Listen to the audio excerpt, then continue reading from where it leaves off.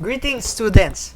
This is again your instructor for the subject SCSC 16 or the Life and Works of Jose Rizal.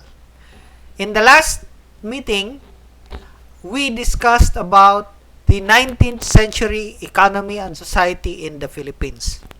We tackled how the economy and the social conditions where Rizal lived in influenced his life. And, well, in our discussions, we speculated probably how the conditions of his time, economically and socially, probably how it implicated the way, the way that his life would go to. So, it brings us to the next lesson, lesson 1.4. Now, we will discuss the 19th century intellectual and political atmospheres.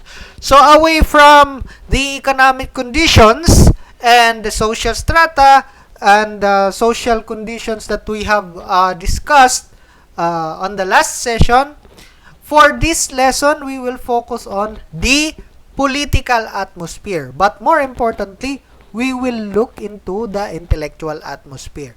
So join me again for another discussion.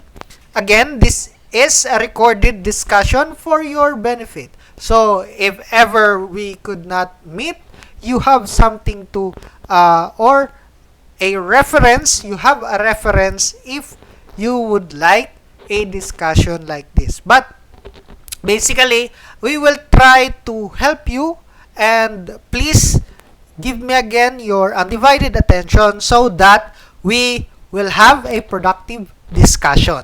Okay? So, lesson 1.4 focuses on the 19th century intellectual and political atmospheres, especially not just in the Philippines, but also the changes that was happening abroad. So, in summary, the 19th century was a period of political and intellectual change, not just in the Philippines but also in Europe. When we talk about political, the term political describes how power was legitimized. Paano pinapatunayan o binibigyan ng bisa ang kapangyarihan ng mga namumuno, no? And when we talk about intellectual, this talks about the kind of thinking that the people have at that time. The kind of thinking, how do they think, the things or the kind of consciousness that influences people to act. So we will examine these two aspects of society in 19th century Philippines and in Europe. Now, this period was a time where the revolutions ravaged Europe. So please remember that during the 19th century, there were a lot of revolutions. If you will remember from our last session in lesson 1.3, we learned that in the Mexican Revolution happened in 1810. No? And it was a process of decolonizing the colonies of Spain, decolonizing itself from the imperial powers. So, this period was a time where revolutions ravaged Europe. But there were also revolutions which influenced Europe and the kind of thinking that they have in the 19th century, not just during this time, because the French Revolution was have also long influenced the kind of thinking. This was partly due, yung revolution, we will try to analyze in a while why there were revolutions, what were the reasons for revolutions, and what is its connection to liberal ideology. What is liberal ideology? We will look into that later on. And the people in this time challenged the power of the traditional monarchies, the ideas which spawned this upheaval, and how it affected the development of Philippine nationalism. Okay. So, our outcomes, we will try to discuss how intellectual and political movements in Europe influenced Philippine thinkers, especially Rizal. And we will try to relate the political conditions and abuses in Rizal's time to present-day Philippines. So, it is not, do not underestimate, first of all, I would like to emphasize that we should not underestimate the power of the intellect and how ideas shape social action. In social science, we have what we call ideology, which is the form or the kind of ideas which push people to act. So that's the realm of the intellectual. When we talk about political movements, again, these are the movements which try to regulate or relegate or to influence power and power distribution within a society. Okay. So, before we start with the discussion, again, I have a question for us to ponder on while we are discussing. So, first of all, as an individual shaped by his society, what ideals fueled up Rizal's patriotism? What do you think? What kind of ideals fueled up his patriotism? When we talk about ideals, we're not just talking about events. We're not just talking about simple ideas. We're talking about value systems. We're talking about what kind of values, what kind of idea that influences those values, which push Rizal, to commit to being a patriot. What do you think? Okay, and number 2, how did the Philippine colonial government abuses interplay with these ideals? What do you think?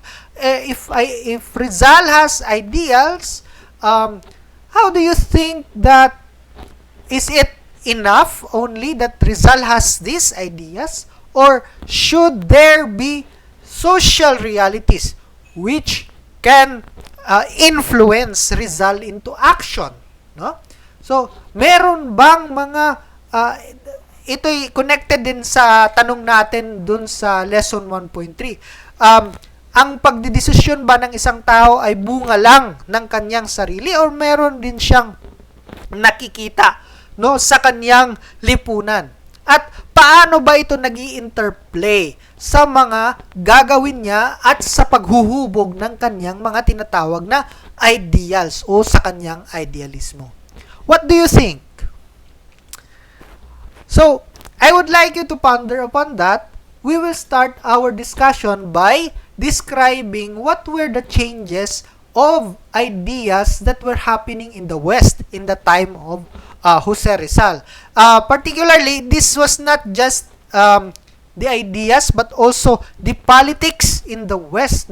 And let us remember that this change, not unlike when we talked about the economic change and social change in the Philippines, when there was a change in the structure ng Habsburgs and Bourbons na sa isang gabi, in a matter of years lamang nagkaroon ng pagbabago sa economic system kasi yung policy nung mga Habsburg at Bourbons ay binago nila yung policy para sa mga kolonya. So, in the span of a little span of time, nagbago rin yung pamamalakad sa Pilipinas. But when we talk about changing ideas, this is the change of ideas from traditional to makabagong mga ideas does not only happen in a few years. It happens for a long period of time. And it happens revolution to revolution to revolution. So we will try to see what happened, and we will try to describe how it influenced yung mga ideyang nagbago sa kanluran, yung mga intellectual ideas na nagbago sa kanluran, yung mga political movements na nagbago sa kanluran, we will try to connect it, no, on how it shaped how Rizal thought. Okay? Paano mag-isip si Rizal? So, I would like you to look at this painting. This is actually a painting, and it shows what are the elements here. No, and aside from the elements, why do you think is there a lady there? No, bears his breast, okay, and leads people into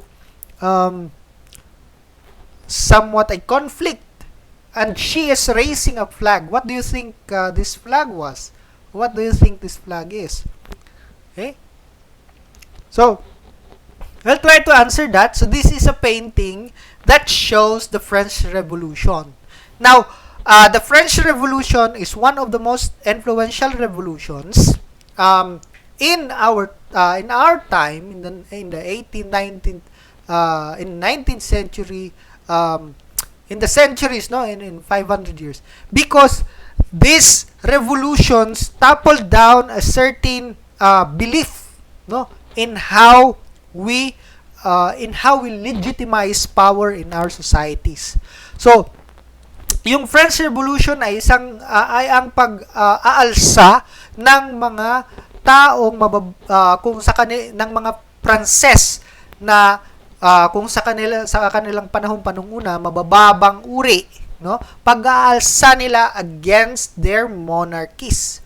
So, as you can see, the figure of the lady there is actually bearing or who has bare breasts. What do you think is the symbolism for the breast? No? And why is it a lady? not a man, not a general. This is actually a symbolist painting depicting the motherland.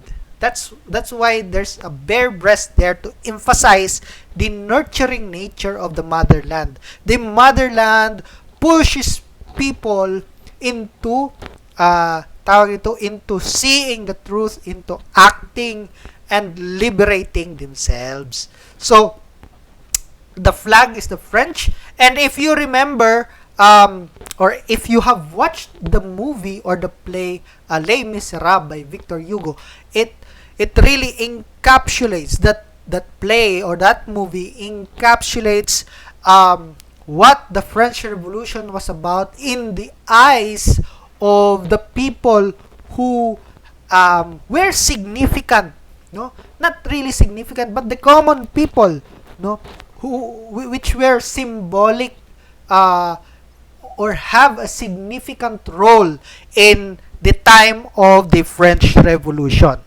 Okay, so basically the French Revolution is one of the most influential revolutions which were fueled by intellectuals such as later we will discuss.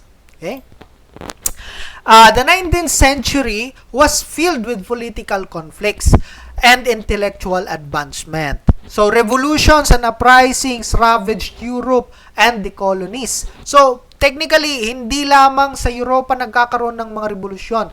Meron din dito sa colonies. Yung diniscuss natin last meeting in lesson 1.3, the Mexican War for independence was also waged. And in the Philippines, there was a brewing revolution. Tatangkang magrevolusyon. And as Rizal was in his youth, nung kabataan ni Rizal, Latin American countries like Ecuador and Mexico fought their colonizers and eventually won their independence. So as you can see in the pictures, these are very, very old pictures of revolutionaries, no, from these wars that we have stated. So in mainland Europe, no, we're talking now about the ideas, the ideas. In mainland Europe, Greeks were freed from the Turks. So, ito yung revolution pa rin pala. We're talking about revolution. In mainland Europe, Greeks were freed from the Turks. yung Belgians won over the Dutch, and almost all of these revolutions were inspired by the American and most of all the French Revolution.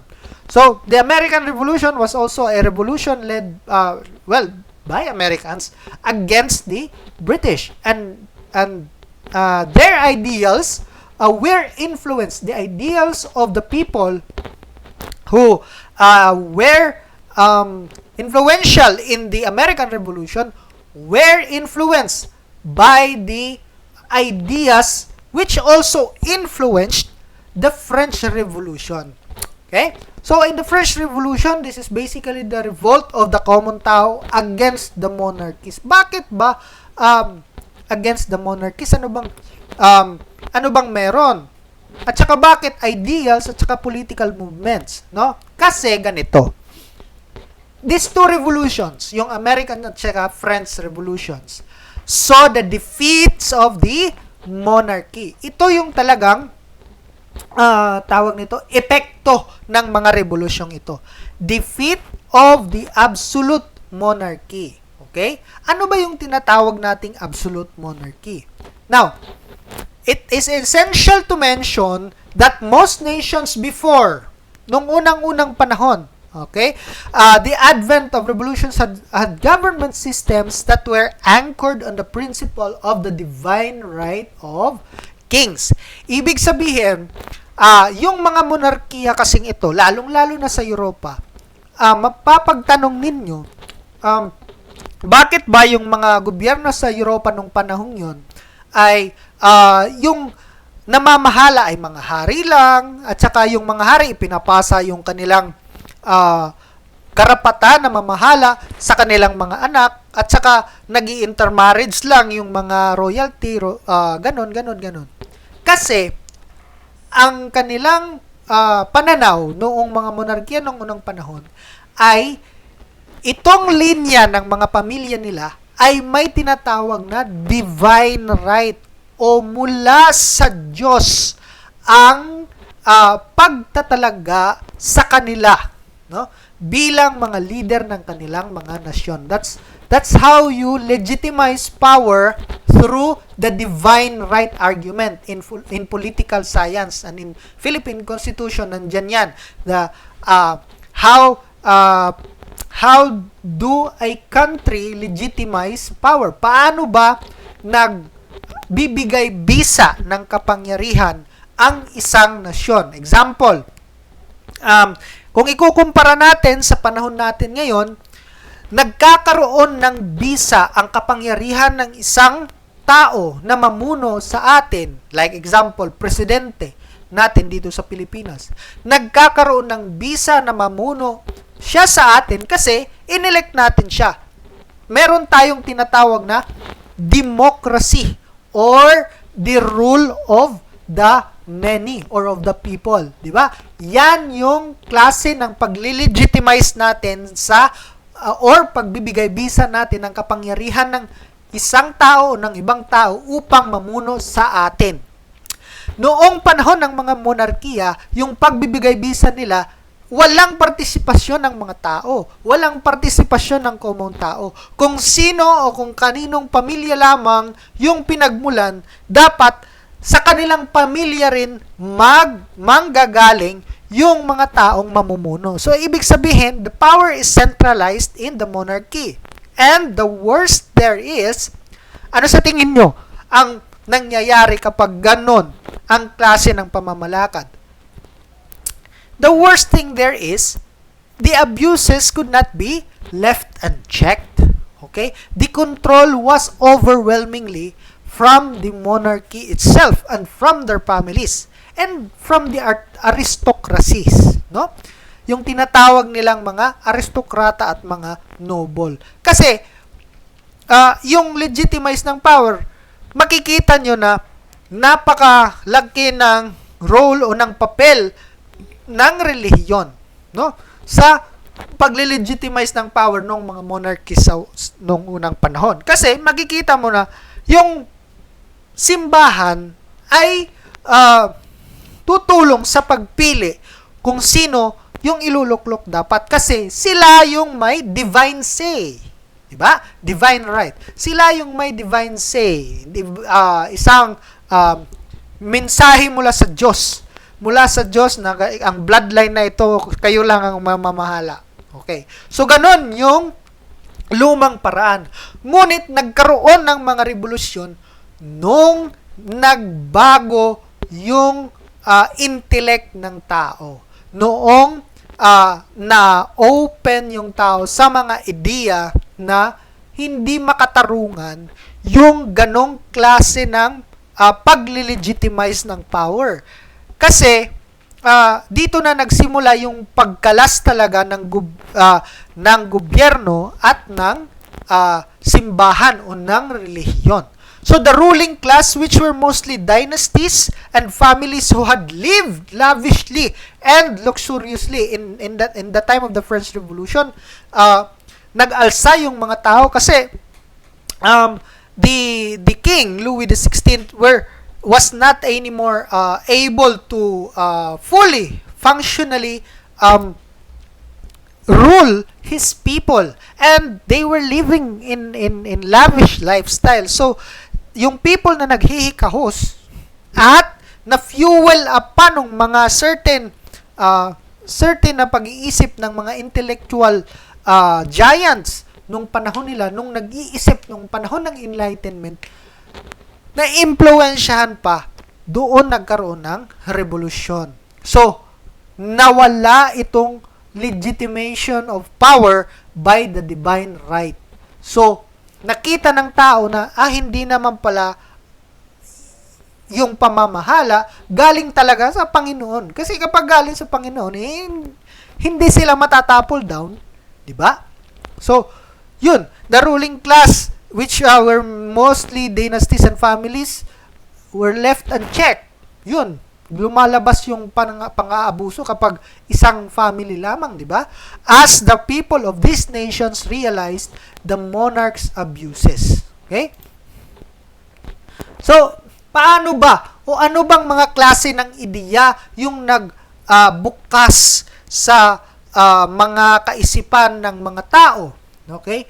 Yung klase ng ideyang nagbukas sa kaisipan ng mga tao against, the divine right of kings ay yung liberal consciousness.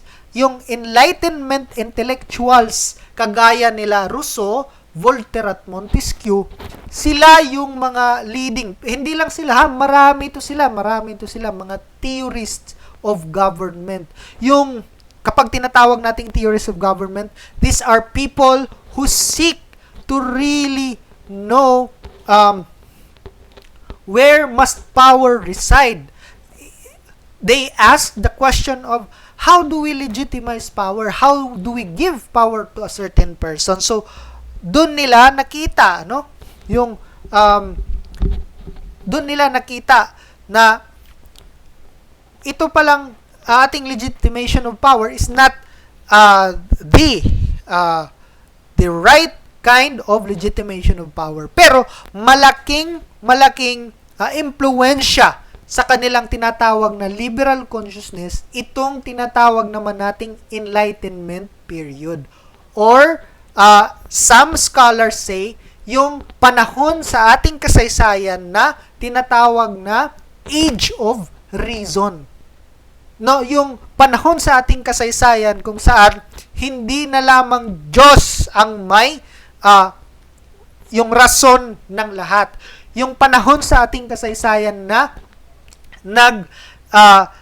nag-push forward na dapat reason yung pinapairal, yung pag-iisip. Hindi lang ang tawag nito, hindi na ang lahat ng bagay i-explain natin kasi linagay yan ng Diyos, kasi yan ang gusto ng Diyos. Ito yung panahon kung saan yung sensya ay mas umiigting, hindi na lang siya isang subject na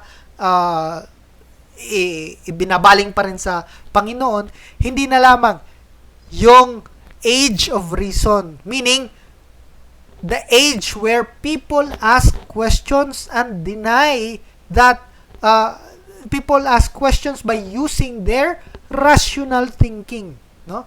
So, dito maraming discovery sa siyensya, sa teknolohiya, no? Nagkaroon ng mga revolutions in thinking, okay? And that also influenced yung Age of Reason, which is Enlightenment, also influenced liberal intellectuals. So, nagkaroon na ngayon ng tinatawag nating liberal ideology. Itong sila Rousseau, sila Voltaire, sila Montesquieu, they advocated for liberty, equality, and fraternity. No, if you are familiar with these three, I think these three virtues were the virtues of the Enlightenment. Okay, and not just the Enlightenment but liberalism. It fueled their hearts at saka it fueled their writings. Yung mga sinulat ng mga taong ito, mga librong mga sinulat ng taong ito na nagpapatotoo, no? Nagpapatunay ng mga ideya ng Enlightenment at ng ideya ng rational thinking. At nagpapatotoo sa kanilang mga argumento na hindi lamang ang tawag ito, yung pagpili natin, yung pagpapabisa natin o ng pagpapabisa natin ng pagbibigay bisa natin ng kapangyarihan, okay, na mamahala, ay dapat hindi lamang sa tawag nito, it's weakly arguable that it came from above, no? By reason, it must come from the will of the people. So dun nila nahuhukay yung demokrasya, no? But this kind of democracy were from the Greeks also. Nakita din nila ito from the Greeks, from philosophies of Aristotle at mga Greek philosophers. So nakikita ito nila, no? And as the uprisings and revolutions subsided, new forms of government emerged, wherein the people's voice rather than the monarchs were on top. So nung natapos na yung mga revolution, madugong-madugo yung sa French Revolution nga, even those people who led their revolution, nung sa French Revolution, even those people who led the revolution were beheaded. So that's how it was very bloody. But on top of that, yung pagbabago is that they discovered new forms of government wherein the monarchy was not just the single voice na dapat isipin ng mga tao. So, or dapat pakinggan ng mga tao. So, ano ba itong tinatawag na liberal ideology or liberalism? So, this is a source from Oxford reference. Okay. It states that a political ideology centered upon the individual. See, individualism. Thought of as possessing rights against the government, including rights of due process under law, equality of respect, freedom of expression and action, and freedom from religious and ideological constraint. Basically, binibigyan ng, anong ibig sabihin? Binibigyan ng emphasis ang individual person, ang individual right. Lahat ng tao. Okay. Diyan nagsimula. And I would like you to read, no? Reread again. Is it familiar to you? Itong mga naka-underline, is it familiar to you? Where have you read this? Where have you read this? This is from, you can read this, not in toto, pero yung thought niya, yung laman niya, you can read this from the Article 3 of the Bill of Rights of our Philippine Constitution.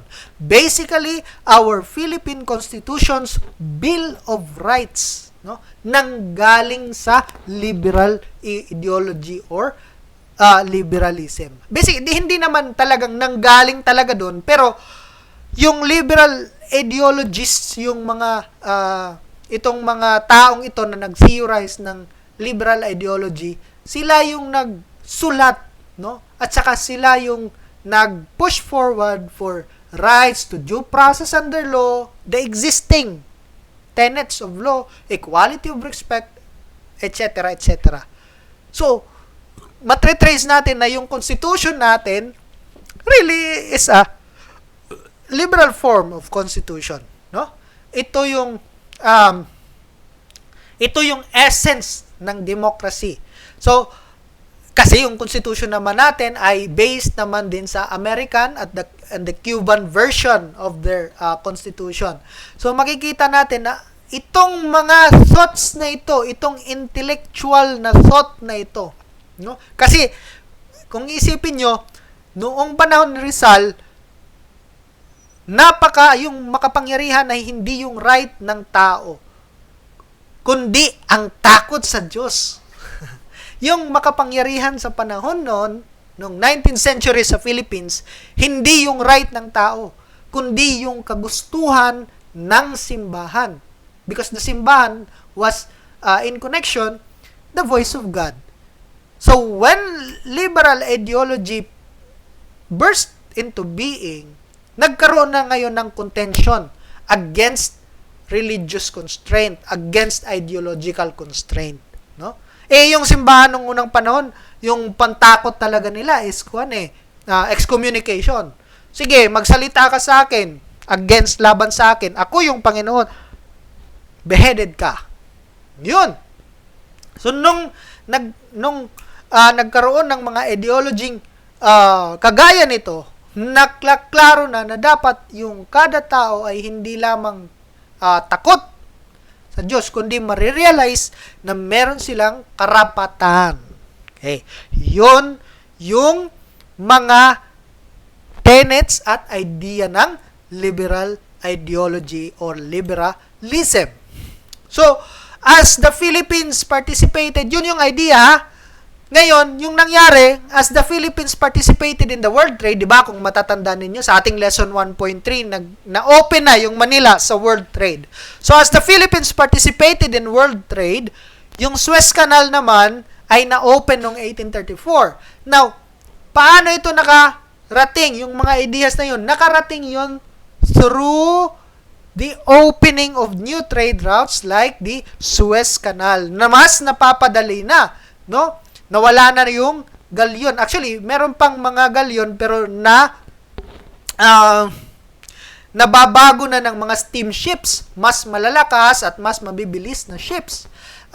These ideas reached the Philippines traveling through literature, word of mouth, and then became the seed of patriotic movements. That's why Rizal, as a reader, and Rizal who has traveled to Europe, he was influenced by this kind of thinking. Because sa Europe ito Pagbalik natin sa Pilipinas, takot pa rin tayo sa prelate, takot pa rin tayo sa pare, takot pa rin tayong ma-excommunicado noong panahon yun. Tsaka, ang pagtingin pa rin natin sa Spanya ay perfecto noong panahon yun. Ngunit, nung pumunta si Rizal at na buksan yung kanyang isip sa mga ganitong mga ideya, at nung nagbabasa siya ng mga literaturang umabot sa Pilipinas, ito'y nagkaroon ng pagtatanim or seeds of patriotic movements. Dito unti-unting na-realize yung patriotism o yung pag-iisip ni Jose Rizal. Rizal, who traveled to Europe, studied these ideas, at nakita niya yung mga social ills sa kanyang homeland more clearly and developed his desire for freedom. Again, freedom is one tenet of liberal ideology, one essence of the values of liberal ideology. That's why it's called liberal. From it's a term which can be traced back to Latin, libri, di ba? Kung nalilibre ka, meaning nawawad-an kahin, responsibilidad dito nga butang. Kung nalilibre ka, nawawad-an kahin, accountability ito nga butang. That is freedom. Okay? Now, with his consciousness, with Rizal's consciousness is slowly growing more patriotic as the archipelago conditions worsened, he was compelled to take action. So, yun yung pagbabago sa idea sa mga ideyang pumapalibot sa West noong panahon yon, sa kanluran noong panahon yon. Tatandaan ninyo, yan. Ngunit, hindi lamang yung mga ideyang ito, yung mga conditions na nakikita din ni Jose Rizal, ito'y mga conditions na push sa kanya into taking action. Which brings us to the political condition and abuses in colonial Philippines. Titingnan naman natin kung paano ba pinapamahalaan ng mga Espanyol at ano ba yung mga abuso ng mga Espanyol noong nandito sila sa Pilipinas. Okay? Now, itong didiscuss natin ay mainly from Zaide. Okay? So, from the historians Gregorio F. Zaide and Sonia Zaide. I think I have forgotten to put this reference mamaya doon sa reference and sources, pero yung i-discuss natin ngayon ay mainly I took it from Sonia and Gregorio Zaide, particularly this book. Okay. Now, as tension in Spain and Europe was rising, the situation in the Philippines was getting worse. Problems and abuses rocked the colonial administration of the Philippines. The historians Zaide identified several political and societal conditions. So, ito yung mga nakita nila sa kanilang historical writing na mga particular na pang-abuso na nangyari dito sa Pilipinas noong panahong yon. Unang-una, first was the issue, no? First was the issue, actually, this is not just, the first is a political condition. This was the condition of the politics in the time of Jose Rizal, no? The first is that the colonial Philippines political structure was prone to sudden disadvantageous changes, no? Kagaya nung di ba na-discuss natin sa ekonomiya sa lesson 1.3 yung pag-change ng Habsburgs to Bourbons. Nagkaroon ng change into the political will ng tao. So anong nangyari? Nagkaroon ng change ng palisiya. So, anong nangyari sa change ng palisiya? Naapektuhan ang maraming tao. Naapektuhan pati na yung mga peasants. Mas rumami ang pagkakam ng lupa, mas rumami ang peasants na nalugmok. Yung mga dating may lupa, hindi naging nawala ng lupa kasi nagkautang, hindi na nakabayad. Kasi nagbago nga. No? Nagbago yung palisiya, di ba? From Habsburgs to Bourbons. So, anong epekto nun dito sa atin? Nagbago yung palisiya, no? At saka, pagbabago ng palisiya, naapektuhan ang maraming tao. Okay? So, it hindered development. But, meron ding mga palisiya na hindi talaga nakakapag-push forward. So, as Spain experienced struggles in its government having to choose between despotism and liberalism, development in the colonies slowed down. Kasi, ito na naman yung impluensya ng mga revolusyon. Kasi nakita ng Spain na may revolution sa France, may revolution sa America against the British. So, the Spain as a monarchy in itself, ano ba yung pipiliin natin? Despotism ba? Magpapadayon ba kita hining aton pagiging monarchy-centered? Or ano na kita? Will we establish a constitution for the people? What will happen? So there were changes, no, on the kind of political structure that they will be using. So that basically influenced a lot in the policies sa colonies which the Philippines is a part of. So, periodic and sometimes abrupt changing of policies proved to be confusing, no, and detrimental to the economy. So, yun. The first political condition is the sudden disadvantageous changes, yung pagbabago-bago ng mga palisiya, no?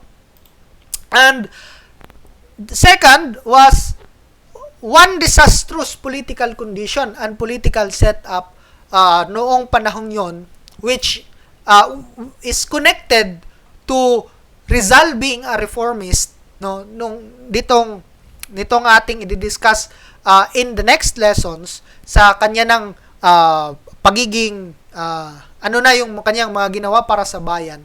Isang disastrous political setup was the abolishment of Philippine representation in the Spanish Cortes. So, in the Spanish court, when we say Cortes, it's court. In the Spanish court, wala tayong Philippine representation. Diba?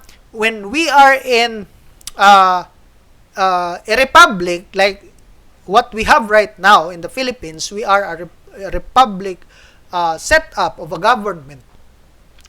We have our own representatives in the Congress, right? So that's how the regions can assert themselves. That's how the regions can voice out their concerns, can give their concerns, can put forward their motives, their tawag nito, grievances. Yun yung importansya ng pagkakaroon ng isang representation, na may representative ka, na may congressman ka. Pero noong panahon ni Jose Rizal, nagkaroon ng abolishment nito. Nawala ng representasyon ang Pilipinas sa korte sa Espanya. So, anong nangyari? Anomalies and problems could not anymore be reported back to Spain. Kasi wala tayong representation doon eh. Sinong magre-report? Yung Governor General. Yung Governor General, he was appointed by the Spanish themselves. So, we have no tawag nito, those who will grieve for us. So, since the Spanish Cortes function could be likened to the House of Representatives, failure to represent a province would mean inability to redress grievances and request assistance from the central government. Okay, so, in that case, the central government in the time of Rizal was the Spanish Empire. So, before we go to the next slide, I would just like to show to you this painting. This painting is by Juan Luna. Now,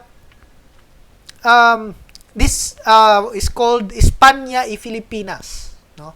What do you think? What do you think is the meaning behind this painting? What do you think Luna was telling us behind this painting? No? Hindi ko siya mapofocus, pero tingnan niyo na lang.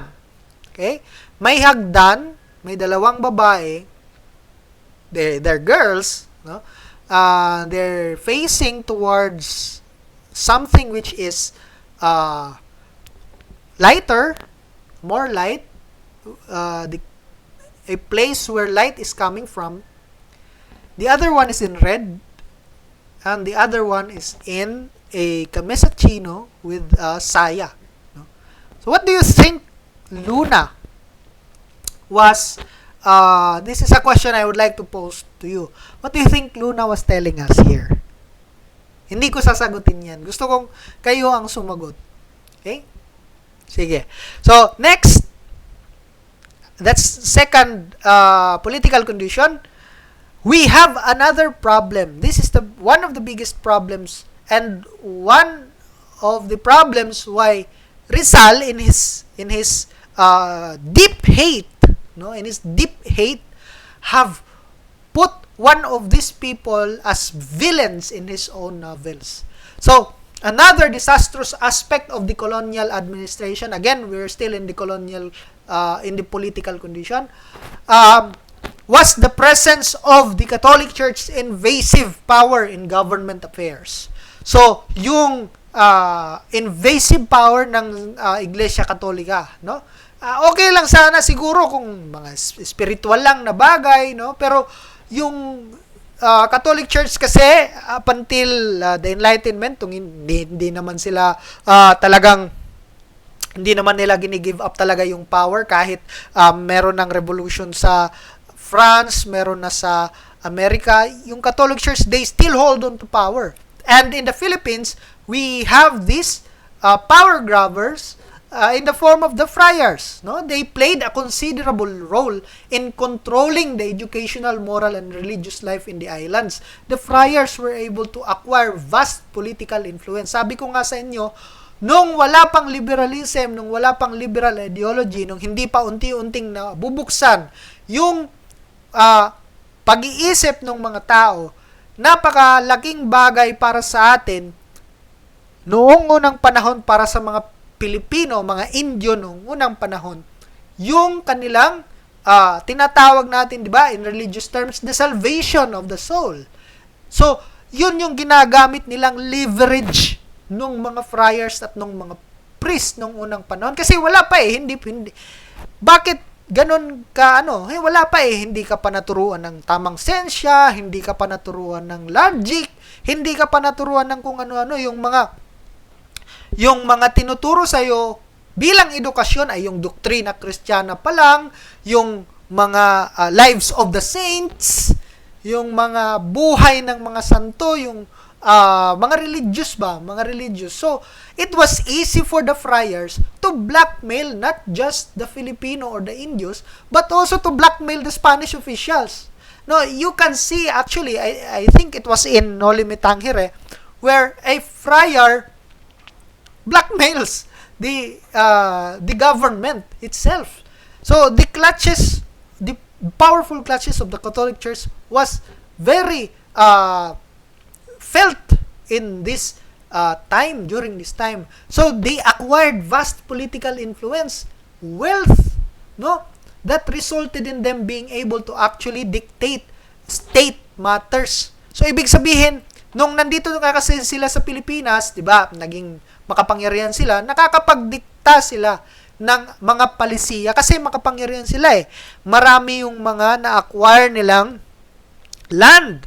At diniscuss natin noong sa ekonomiya at social structure noong lesson 1.3 kung ano yung nangyari nitong nagbabagong ekonomiya at sistema, kung paano nagbago from being a galleon trade-centered economy tayo hanggang na nagbago tayo into a land management type ownership cash crop economy.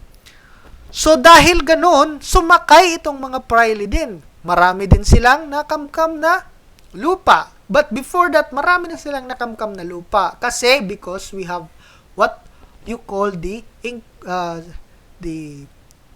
yung pag-inquisition. I think that's the term.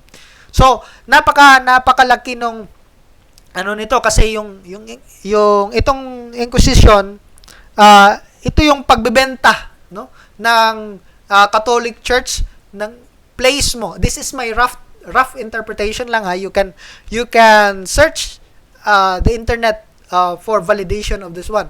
So, they have the leverage, kasi nagbebenta sila ng hindi naman nagbebenta ang term kundi yung salvation, yung salvation ng mga yung salvation ng mga mahal sa buhay na namatay, yung salvation ng mga mahal sa buhay na namatay binebenta ng mga Katolikong pare. That's my rough Pero sabi dito, the Inquisition was a powerful office set up within the Catholic Church to root out and punish heresy throughout Europe and the Americas. So,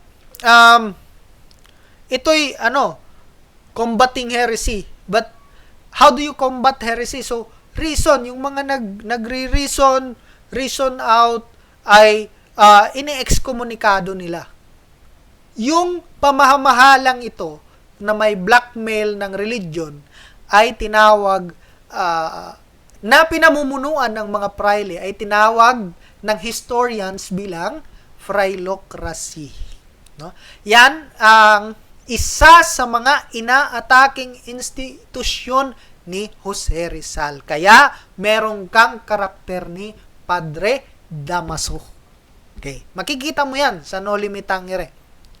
So, political conditions, yung interest ng mga pare at ng religion at ng simbahan. Okay.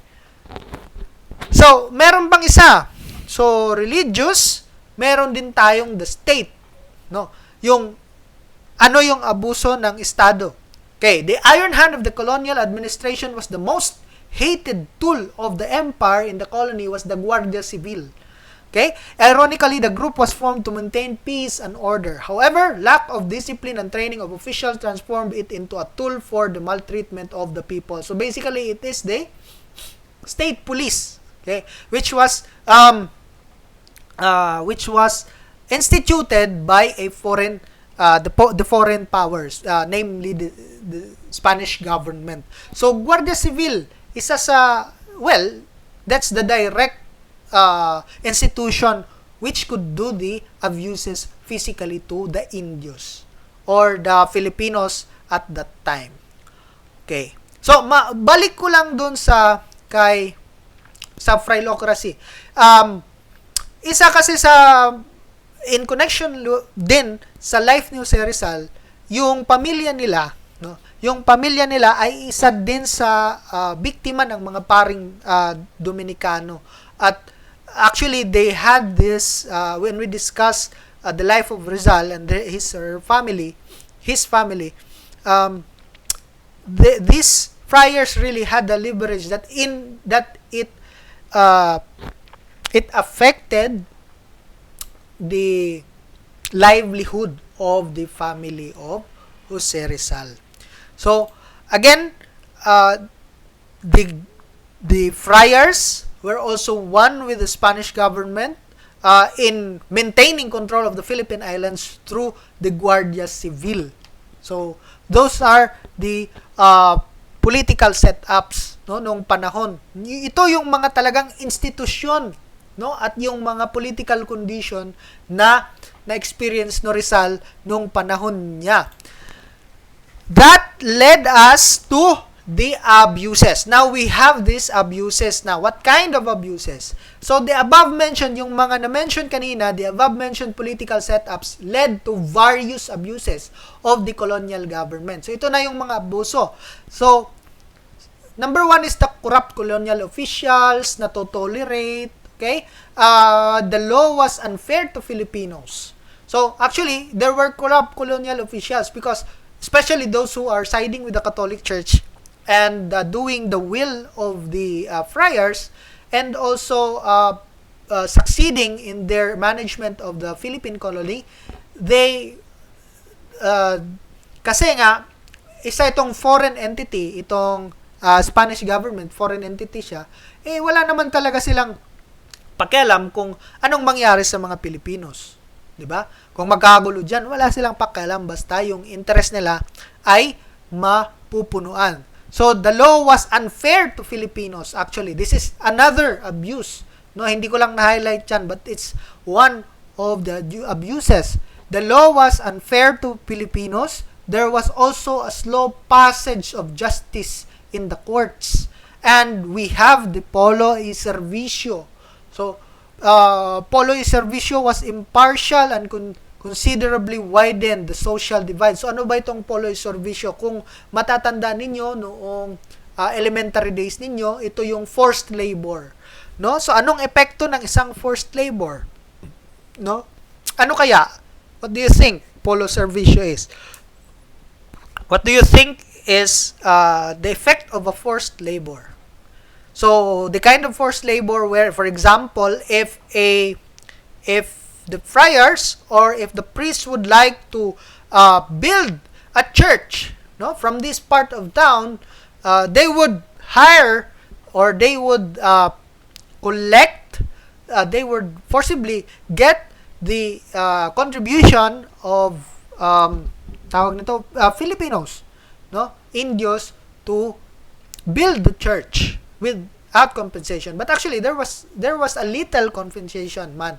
Some servicios had a little compensation, but basically, the effect was these Indios were not anymore able to produce for themselves.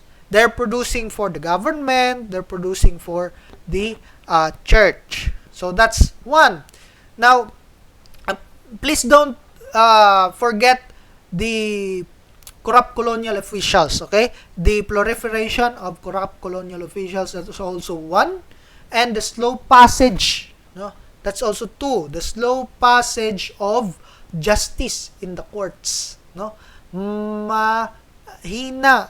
Okay? So, almost all aspects of society were teeming with racial discrimination. Kung nakinig kayo nung lesson 1.3, yung racial discrimination nasa mga puderoso rin, nasa mga pinakamatataas na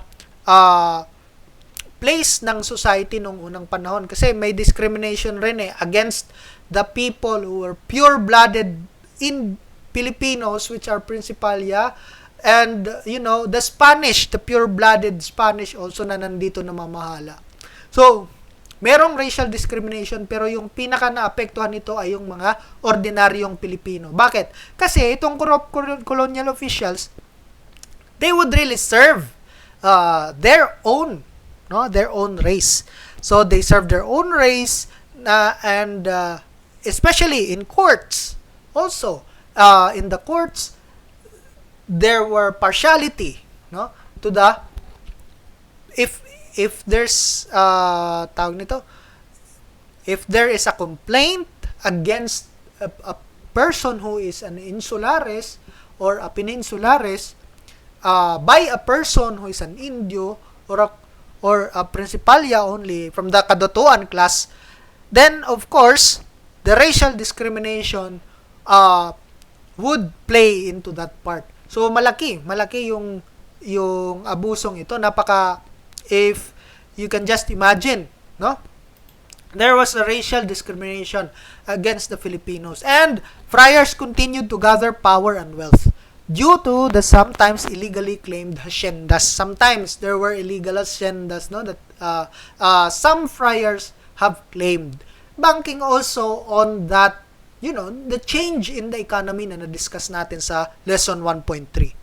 And human rights were being denied to the Filipinos. This is one of the most tawag nito, pinaka malala sa panahong yon.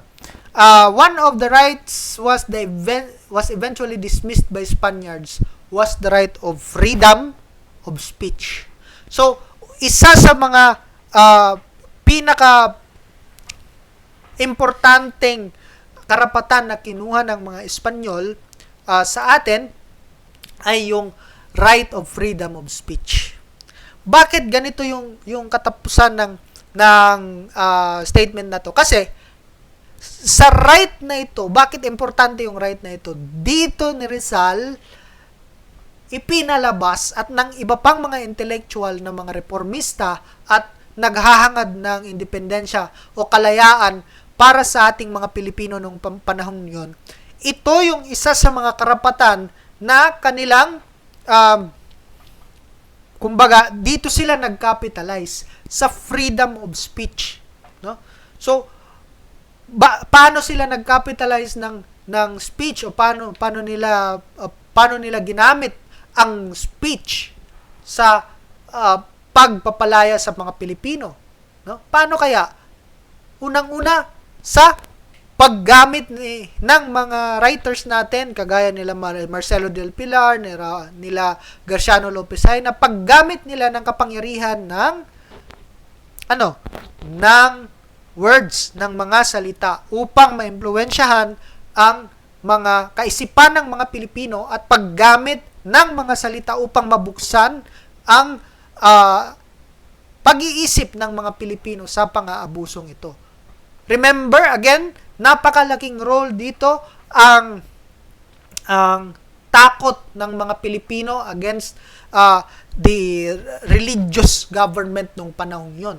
Yung takot talaga against God, yung napaka isa sa mga pinaka malalalim na takot na gustong tirahin ng mga reformista.